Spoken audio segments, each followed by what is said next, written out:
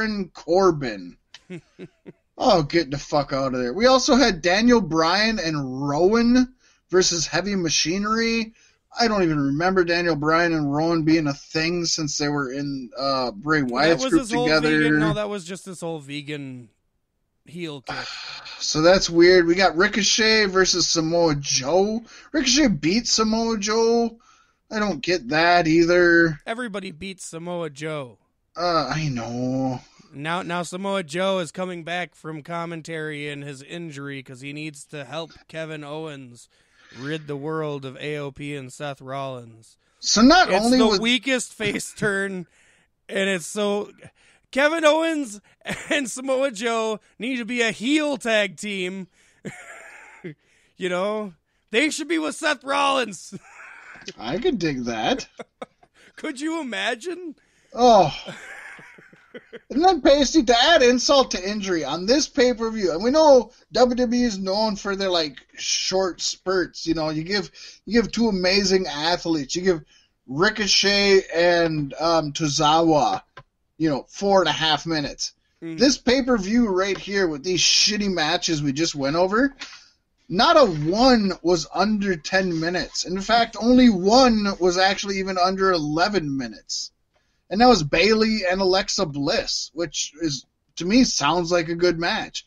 That was the shortest match. If it was on NXT, it would have been amazing. At 10:35. We had Seth Rollins, Baron Corbin at 20 minutes, and Kofi Kingston and Dolph Ziggler at 20 minutes, and Roman Reigns and Drew McIntyre with Shane McMahon. If you're going to have Kofi Ziggler, it should be a 20-minute match.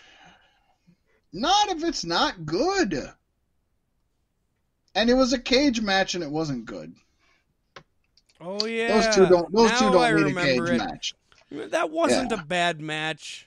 It wasn't a good match. I think that was my highlight of the night, probably. Maybe, but it wasn't a good match. It was just the best of the night. Yeah, on the worst pay-per-view of the year. That's right. Well, let's go into something good. Let's go into something that makes us feel good, Pasty. What's something that reminds us of beef sticks? What's something that reminds us of why we're pro wrestling fans? Macho Man Randy Savage. Oh, yeah. And the Macho Man Award goes to Pasty White. First name Pasty, last name White. Look at his boots. Oh, yeah. I'm wearing Fugler slippers right now. Look at the Fugglers. Oh, yeah. His cat's rubbing up against one of them. It's full of fur, brother. You just need to do one episode fully in character. That'd be fun. It'd be hard on the vocal cords, but it'd be fun. When I used to work at Taco John's, I did a whole shift as I don't know if anybody knows the reference, but as Henchman 21 from the Venture Brothers, and I could barely talk by the end.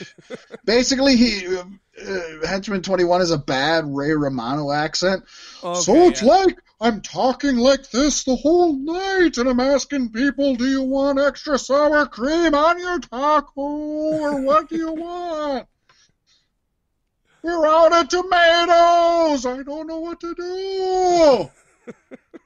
It was that all night. So that would be easier than Macho. Macho would be hard to do for a full night. I'm telling you, I'd take 21 and I'd just throw him down on the mat and get up on the top turnbuckle. Oh my God, I can see him up there. He's about to jump down on me. I'd give him the elbow. Yeah. Oh God, it hurts and it caved in my chest. Yeah, something like that. Anyway, what are we at now? We're at the Mick Foley Award. Oh my gosh! That totally ties into everything that just happened. Stop fucking out! That's the beef stick way, buddy. And of course, the Mick Foley Award is the award we deliver to the participants of the hardcore match of the year. And this one was probably the easiest one on the list to come up with. It definitely one of the easiest for sure. And that would be The Lights Out match from AEW Full Gear, Jon Moxley versus Kenny Omega. This got tons of this got back in the Attitude Era complaints. Uh-huh. You know what I mean? This got real complaints. I think this match was a little bit more than shit you'd see back in the Attitude Era. I think this match was very extreme for any kind of televised wrestling. This would have been right at home on a CZW card, you know? Right. Oh, yeah, for sure. I mean, this was completely different. It was something a lot of folks aren't used to seeing. Some of us are. Uh-huh. And a lot of folks are not. And this has been since the 80s, where it's like, how much is too much? And there isn't a real answer. It's either you dig it or you don't. Yep. Can't stand the heat, get the fuck out the kitchen. Yeah, this match went a lot longer than it was set to, or what most people expected it to go. What the frick? I don't know. You're just dead air on your end. Oh, I thought you were going to talk. I'm sorry. But the match went a whole lot longer than anybody had anticipated. And as it went longer, it got more and more hardcore. And we got more and more blood out of it, and we got more and more creativity. Wire, glass, fucking crazy structures of doom. What else? Pulling up the ring padding, you know? Yeah. This was just a hell of a match. You know, I've seen worse. Yeah.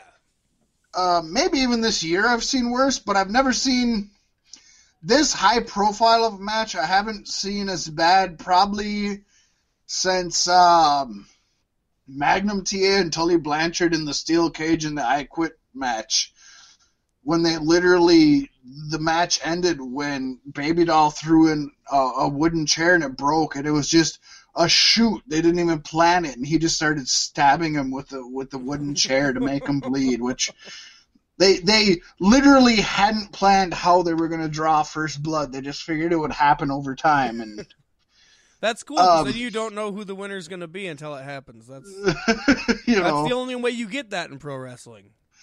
This was something that was really old school, which sounds weird because it seems new school to people who have probably only been watching since the 2000s. This seems very new school. This is a very old school match. I love it.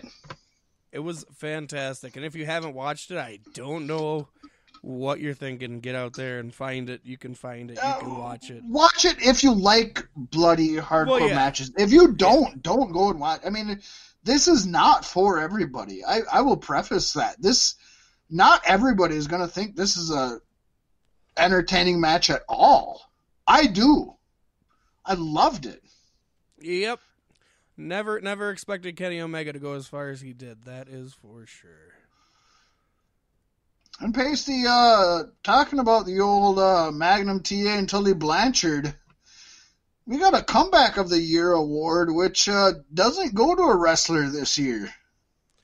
No, it goes to an entire promotion, and it only makes sense.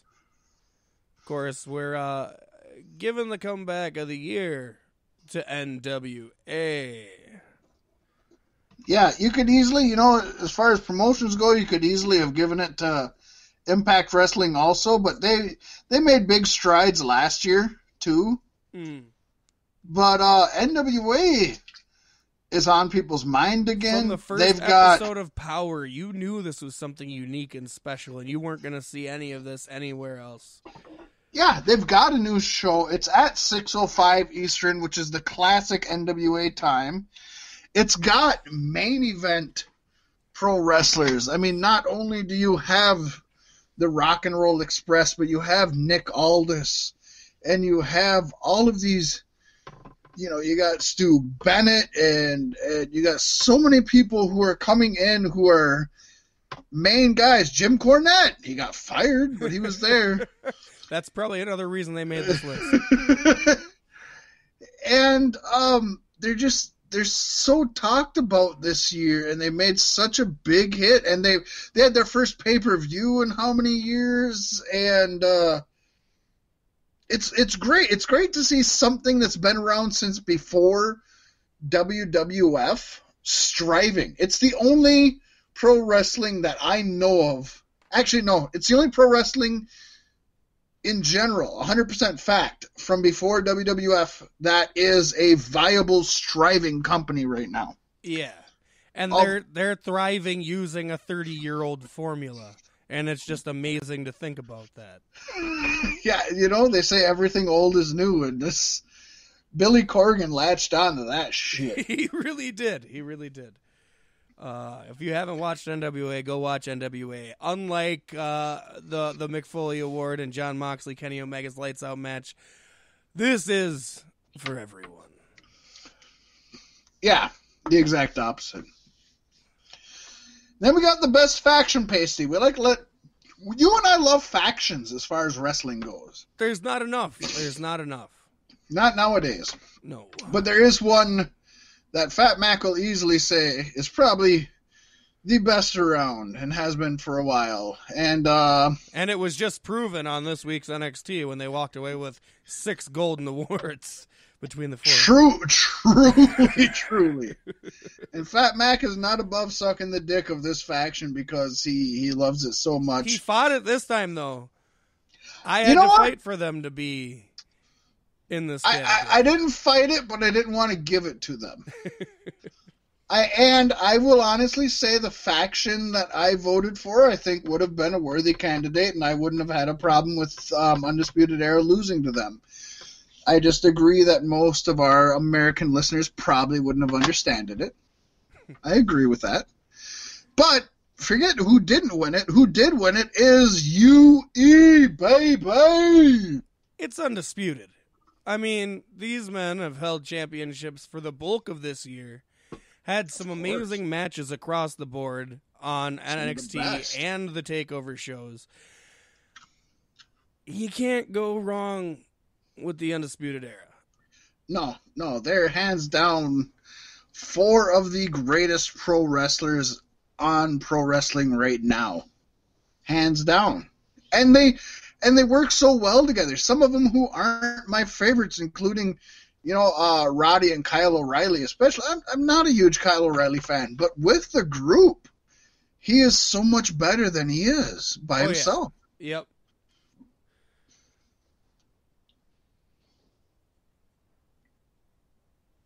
That's all I got, Pasty. I'm sorry. I mean, you don't really need to say much if you know the Undisputed Era. And they're undisputed. Yeah. They set forth, they said they were going to be draped in gold. They are draped in gold and continue to multiply that gold. I don't see how you could go against them. And now, for the match of the year. This is one I hold real near and dear to my heart, because this is the match that had the most poignant storytelling in recent memory. It made you feel something. And it had a real backstory behind it. This wasn't just a fictionalized story. This is something that legitimately brewed between two individuals for decades. Wrestling story going into it. No wrestling story, no, but a legitimate personal background, yeah. And of course, what we're talking about is Cody versus Dustin at Double or Nothing. The Rhodes brothers in a bloody blood feud. And it was beautiful. Everything about this match was beautifully told, got a point across without saying a word. And the use of blood. The use of blood, some would say, was overused, and you could argue that. It's been overused this year by one of these brothers, but this was the first time it happened, and it meant something. It did, and a lot of folks, especially a lot of the folks who said that it was overused, don't realize, and of course, this is pro wrestling. So these two brothers love each